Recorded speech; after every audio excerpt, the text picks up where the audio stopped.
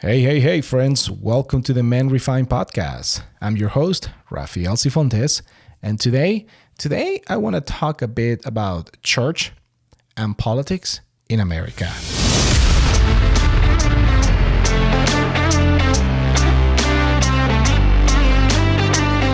This is the Men Refined podcast.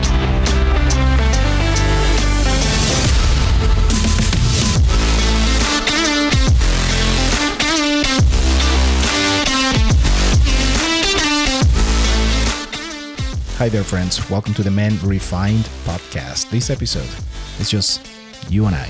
We want to talk about the role of the church and Christianity in politics. I believe the role of the church in politics in the United States of America has been a topic of debate for many years. The United States is a diverse country with a rich history of religious diversity. The Constitution of the United States guarantees freedom of religion, which has allowed for the growth and influence of many different religious groups. However, the question remains, what is the role of the church in politics, and how should it be defined? To understand the role of the church in politics, we must first examine the role of religion in society. Religion has been a significant force in shaping societies throughout history. It provides a moral code, a sense of community, and a belief in something greater than oneself. And I'm going to mention the word religion a few times, most of the times, and also I'm going to use the word Christianity. So religion, when I use the word religion, will be to really cover a multitude of experiences and beliefs. And when I use the word Christianity, I'm going to define what Christianity has done in the United States and also what the Reformation of Christianity has done through the years. Religion has been a source of hope and comfort for many people in times of hardship and has inspired great acts of kindness and generosity. In many cases, religion has also been a force for social change, advocating for the rights of the oppressed and marginalized. However, religion has also been used as a tool of oppression and control throughout history. In many other countries too, religious institutions have often worked hand in hand with political leaders to maintain their power and their influence. This has led to countless wars, conflicts, and injustices committed in the name of religion. In the United States, the role of the church in politics has been a complex issue. On one hand, many religious groups have played an important role in advocating for social change and justice. The civil rights movement, for example, was led in large part by religious leaders who saw their struggle for equality as a moral imperative. On the other hand, there have also been instances where so-called religious groups have been used to justify discrimination and oppression. In recent years, the role of the church in politics has become even more contentious. The rise of the religious right and their involvement in conservative politics has raised questions about the separation of church and state. Many believe that church has no place in politics and that religious leaders should not be involved in partisan politics. However, others can argue that the church has a vital role to play in shaping public policy. They point to the many issues facing society, such as poverty, racism, and environmental degradation, and argue that religious leaders have a moral obligation to speak out and advocate for change. So, what does the Bible have to say about the role of the church in politics? There are many verses in the Bible that speak to this issue. One of the most famous is found in Matthew 22. chapter 22, verse 21, where Jesus says, "Render unto Caesar the things that are Caesar's, and unto God the things that are God's." This verse has been interpreted to mean that there should be a separation of church and state, which each having its own distinct role to play. Matthew chapter 22, verse 21 is a Bible verse that has been the subject of much debate and interpretation. It reads, "Render unto Caesar the things that are Caesar's, and unto God the things that are God's."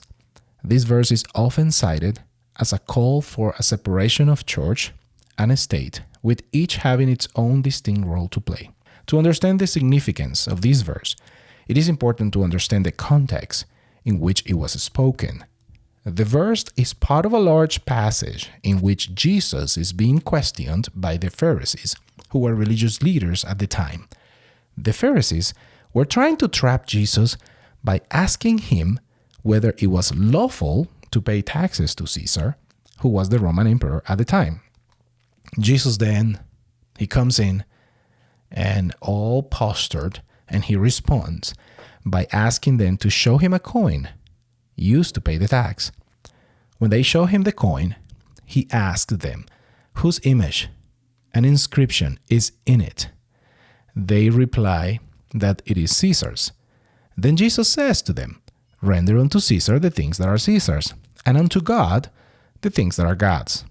On the surface, this verse appears to be a call for a separation of church and state, with each having its own distinct sphere of influence. The things that belong to Caesar or the government should be given to him, while the things that belong to God or the religious sphere should be given to him. However, the meaning of this verse is not as simple as it may seem. The phrase, "render unto Caesar the things that are Caesar's," can be interpreted in many different ways. Some people have interpreted this phrase to mean that Christians should be obedient to the government and pay their taxes. Others have taken it to mean that Christians should not be involved in politics at all. Now, I will say, interpreting the Bible, when people says, "Oh, I interpret this passage this way," and you are understanding the passage totally, completely wrong on what the actual passage really meant, that doesn't mean you're on the right. That just means that you're losing the context of what the text is saying to you. You're losing the context on what God is trying to speak to you through His Word. So, just the fact that people say, "Oh, I'm interpreting this Bible passage this way, and this is what I understand it means," that doesn't mean that you're correct. That means that you're incorrecting understanding what the Bible passage is saying. There are also those who interpret this phrase as a critique of the Roman Empire, which was known for its oppressive politics and brutal treatment of its people. In this interpretation, Jesus is saying that the things that belong to Caesar are corrupt and should not be given to him. The second part of the verse, "Render unto God the things that are God's," is equally complex. Some have interpreted this to mean that Christians should focus on spiritual matters and leave worldly concerns to the government. Others have taken it to mean that Christians should be actively involved in promoting social justice and caring for the poor and marginalized. Overall, the meaning of Matthew chapter 22, verse 21, is highly dependent on the interpretation of the reader. Again, you heard what I just said. It's highly dependent on the interpretation of the reader. It also depends on what God is trying to speak to you through His Word. So we need to understand the context of the passage and what the passage is trying to say to us, not the interpretation that we are taking out of that verse. Some see it as a call for Christians to be obedient to the government, while others see it as a critique of oppressive regimes. Still, Others interpret it as a call for Christians to be actively involved in promoting social justice and caring for the poor and the marginalized. One possible way to interpret this verse is to view it as a call for Christians to live in the world, but not be of the world. In other words, Christians should be engaged with the government and society around them, but their ultimate allegiance should be to God. Would you say amen to that? This interpretation acknowledges that Christians have a responsibility to be good citizens and to obey the laws of the land, but also recognizes that their true citizenship is in heaven. Another possible interpretation of Matthew 22:21 is to view it as a call for Christians to engage in politics and advocate for justice and for righteousness. This interpretation emphasizes the importance of Christians being involved in the political process and working to make society more just and equitable. It also acknowledges that Christians have responsibility to use their influence and resources to care for the poor and the marginalized. Matthew 22:21 is a complex and a multi-layered verse that has been interpreted in many different ways. While some see it as a call for separation of church and state, others view it as a call for Christians to be obedient to the government or to engage in politics. Another important verse is found in James chapter 1, verse 27, which says, "Religious that God our Father accepts as pure and faultless is this, to look after orphans and widows in their distress and to keep oneself from being polluted by the world." This verse emphasizes the importance of social justice and caring for the marginalized. Do you hear gospel here? Do you understand what the gospel means? James chapter 1, verse 27 is a well-known verse that highlights the importance of living out one's faith in practical ways. It reads, "Religion that God our Father accepts as pure and faultless is this, to look after orphans and widows in their distress and to keep oneself from being polluted by the world." This verse offers guidance on how believers should live out their faith in both their personal lives and in their interaction with others. To understand the significance of this verse, it is important to understand the context in which it was written. James, the author of the book of James, was a leader in the early Christian church and the brother of Jesus Christ. He wrote this letter to Jewish Christians who has been scattered throughout the Roman Empire. The letter addresses a range of issues facing the early church, including the need for wisdom, the importance of faith and works, and the dangers of worldly wisdom and selfish ambition. Throughout the letter, James emphasizes the importance of living out one's faith in practical ways. James offers in this verse a concise and powerful summary of what it means to live out one's faith in practical ways. He states that true religion, or the kind of faith that God accepts as pure and faultless, involves two things: looking after orphans and widows in their distress and keeping oneself from being polluted by the world. The first part of James 1:27 emphasizes the importance of caring for the vulnerable and marginalized in society. In biblical times, orphans and widows were among the most vulnerable members of society, as they lacked the protection and support of a male family member. By emphasizing the importance of caring for orphans and widows, James highlights the importance of reaching out to those who are most in need and vulnerable. However, the principle of caring for orphans and widows extends beyond just these two groups. It includes all those who are vulnerable and marginalized in society, including the poor, the oppressed, and the marginalized. As followers of Christ, we are called to extend love and compassion to all those who are in need, regardless of their social status or their background. Now, the second part of James 1:27 emphasizes the importance of living a holy and pure life. James uses this metaphor of being polluted by the world to describe the ways in which we can be influenced by the values and the priorities of the world around us. He also reminds us that as followers of Christ, we are called to be set apart from the world and to live in a way that reflects our commitment to Jesus Christ. Living a holy and pure life involves not only avoiding sinful behaviors, but also actively seeking to cultivate Christ-like character traits such as love, kindness, and generosity.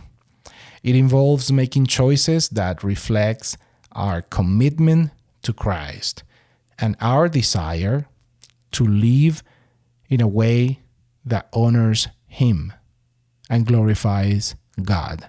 Overall, James 1:27 offers a powerful reminder of what it means to live out one's faith in practical ways.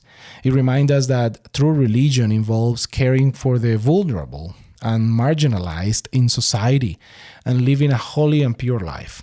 As we seek to live out our faith in practical ways, we are called to be agents of God's love and compassion in the world, extending grace and extending mercy to all those who are in need.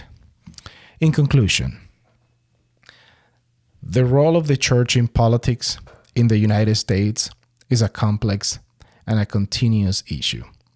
While religion has played an important role in shaping society and advocating for change, it has also been used as a tool of oppression and control. The Bible, and only the Bible, offers guidance on this issue and emphasizes the importance of social justice and caring for the marginalized. Ultimately, the question of the role of the church in politics is one that must be answered by each individual's convictions, religious leader, and community. As we move forward, we must strive to build a society that is inclusive, always, that is just, and that is guided by the principles of love and compassion, but also in truth, the truth of the Bible, the word of our holy God. And I hope that this episode encourages you today. And if it does, would you mind sharing this episode with someone else? It will mean the world to me. Thank you for listening to this episode. You can follow me on Twitter by going to twitter.com/Rafael Sifontes if you want to connect with me.